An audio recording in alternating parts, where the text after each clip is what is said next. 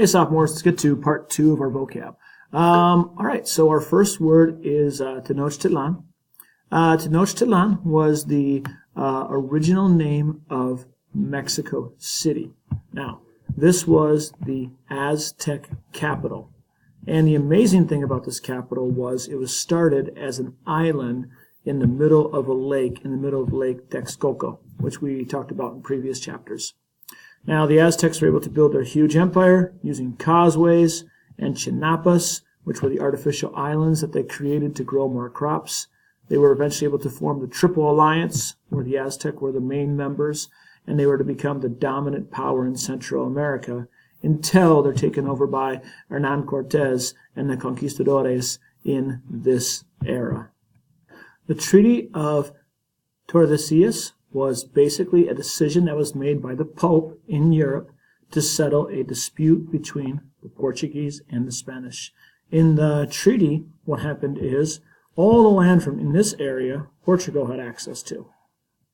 And all the land here, which is most of the Americas, and here, different parts of Asia, that Spain had access to. And this was basically an agreement that Portugal was to stay on their side when it came to colonies, including Africa, India, and what will become Brazil, which is why Brazilians speak Portuguese today. And Spain gets most of these parts of the Americas that we can see in red, which is the large part of the Spanish-speaking world today. This was to settle the dispute as both countries were trying to get more colonies. A viceroy is someone who runs a colony on behalf of the monarch or the king. In this era, what we'll see is the viceroys will be Spanish viceroys or Portuguese viceroys who will go to the Americas and will rule the colonies for Spain and Portugal. These viceroys will end up getting a lot of power because it'll be hard to have quick communication back and forth between, let's say, Spain and their colonies in America. So the viceroys become pretty powerful in their colonies and rule almost like kings. Audiencias were courts that existed in Spain during this time period from 1450 to 1750. Basically, the viceroys had most control in the colonies, but if someone didn't like the decision of a viceroy, they could appeal to Spain, to the king, to the monarch, the government in Spain.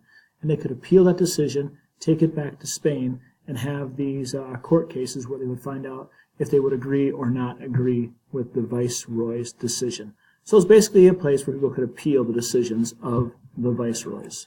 Quebec, or sometimes called Quebec, is a part of Canada that was taken over by the French.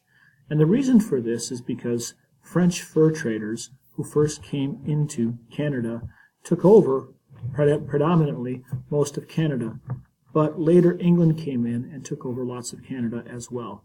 And to this day, Quebec is a French-speaking province, or like a state, that exists in Canada. It has the cities of Montreal and Quebec City, where if you go, you will still find the majority of the population, and the national language is French all the way until this day. Virginia and Jamestown. Jamestown was a beginning of a joint stock company that existed in the Americas. Basically what happened was a bunch of people wanted to invest money to make money in the Americas, and at first they tried to do this with gold, which wasn't very successful, so they started growing tobacco. They grew tobacco in large amounts in Jamestown and were able to make money off that, even though it was really, really hard for the first settlers who came here, who lived here. First they were trying to find gold, then they started growing tobacco. Many people died as they were unprepared for the winter that they faced in Jamestown as well. However, this is the first colony really that existed and is often referred to as the first colony that starts the American colonies, which starts America. This is a colony where they made money off it. It was for profit, and it was a joint stock company. New Amsterdam was the original name of New York. So it was started by the Dutch, I think Amsterdam, and now this is New Amsterdam, and this was their way to try to get a foothold into making their profits in the colonies in the Americas. Eventually, the English take it over, and it becomes New York because the Dutch, while we've already learned about the Dutch East Indian Company and are very good at business, they have a military, but not the strongest military, and are not able to hold on to many of their colonies that exist in the Americas or the New World. Encomienda. This was a system that was designed for having the Spanish when they came in. They were supposed to protect and Christianize the native population or the indigenous population. The reality, what actually happens is the Spanish end up using the Encomienda system to have these large farms, large estates, where the indigenous native people work as virtual slaves on them and make money for the Spanish colonists and enrich them. And many of the native indigenous population die not from disease, but also from being overworked on these encomienda systems, which launched the really big haciendas, or large farms, that exist in the colonies at this time as well. The Mita system.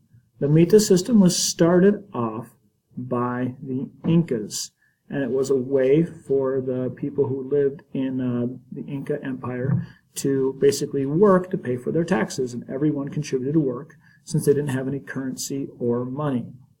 Now, that's what the Inca used it for. The Spanish will take this Inca system and will transfer it into forced labor and basically making the males into slaves. So they used all over the New World. One of the biggest places we see it is Potosi, where native indigenous people are forced to mine silver to enrich the Spanish, which allows them to open up trade in Asia and make a ton of money off of this. Transatlantic slave trade. We'll talk about this in this chapter. It's going to come up more in the next chapter. The transatlantic slave trade was when Europeans, after they'd come to the New World, and much of the indigenous population had died of diseases like smallpox and being overworked as slaves, they decided to go to Africa, West Africa, where we know a slave trade did exist before this, but they start buying large amounts of Africans as slaves and bring them to Brazil, bring them to the Caribbean, which are the two big areas where most Africans who were enslaved were brought to Brazil and the Caribbean, to the Americas and all over the Americas. This begins what's called the African diaspora, or the movement of large numbers of African people to the Americas. And basically what happens in this trade is that in the Europeans, what they do is they go to Africa, they get the slaves, from the enslaved people from Africa. They bring them to the Americas. In the Americas, they have all the natural resources, which are brought to Europe. And Europe then takes these and makes them into finished products, and actually trades these finished products to Africa to get more people who they enslave. This is a horribly cruel system, which totally changes the face of what slavery is like. Before this, slavery was not racially based. Now slavery is seen as being racially based to people who have dark skin or who are African. And this again will be brought up more in our next chapters we will talk about. As these Africans were brought as forced labor to replace indigenous labor that was often dying out because of the encomienda system, Mita labor, and such. Indentured servants. Indentured servants were people who wanted to come to a new place to live. In this chapter, they want to come to the Americas to live and work. And what happens is they agree to give up a number of years of labor, like 5 to 7 years of labor, and then after that they can have the ability to own land on their own, have their own land and farm. Many Europeans came as indentured servants. Many of them came before large numbers of African slaves were brought into the Americas. This is particularly at Jamestown was a place where a lot of indentured labor was brought. However, it's very interesting to know, and might be on our Kahoot quiz, maybe, that the first Africans who were brought to the Americas were not slaves. They were also brought as indentured servants. Now, indentured servants will begin to fade away after a while as many people learn how tough this indenture is, and because the overwhelming majority, most indentured servants are brought from Europe. And many of them realize that it's not that good of a life, that they could die, so they stop coming. So the indentured servants decrease while slaves begin to increase. The Las Castas system. The Las Castas system was a system that broke people up by race and even ranked the people in different orders. On the top you had peninsulares. By this was done in Spanish America, in the Spanish colonies. On the top were peninsulares. These were people who were born in Spain and now moved and lived in the colonies. So you had to be born in Spain to be in the top and be of Spanish ancestry. Next would be the Creoles, or in Spanish, the Criollos. These would be people of Spanish ancestry or European ancestry and are now living in the Americas and were born in the Americas. So you have Spanish ancestry, but you're born in the Americas. Beneath them would be the Mestizos. Mestizos would be a mix of European and indigenous. Then you have Mulattoes, who would be a mix of African and European. And then Native American, African, Zambos, and other groups. And they actually broke it down even further than this. There became many, many different racial categories that exist in the New World because in Spain, mostly men came over, not many women. So the men married indigenous women or even African women. And what we would see is this La Casta system, which would be broken down by your racial identity. And they had all these different racial identities from top to bottom. Even mixes where you'd be if you were part African and part indigenous native. And as you can see, pretty much the way it goes is the whiter you are, the closer you are to the top, and the darker you are, the closer you are to the bottom. The kids on these pictures, by the way, are the racial categories, and these would be the parents from different racial classes. What's really fascinating and interesting about this is that this is where we get our modern racial categories today, are pretty much from this La Casta system.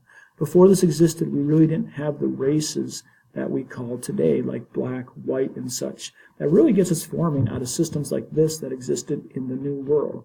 Before that, you weren't a race. You were just like where you were from. If you were from England, you were English. If you were from Germany, you were German. If you were parts of Africa, you'd be called from the kingdom where you were from in Africa. This will establish race, and will also establish a hierarchy to go with race as well, which most historians would argue is the foundation of modern racism that exists in our world today, especially in the Americas and Europe.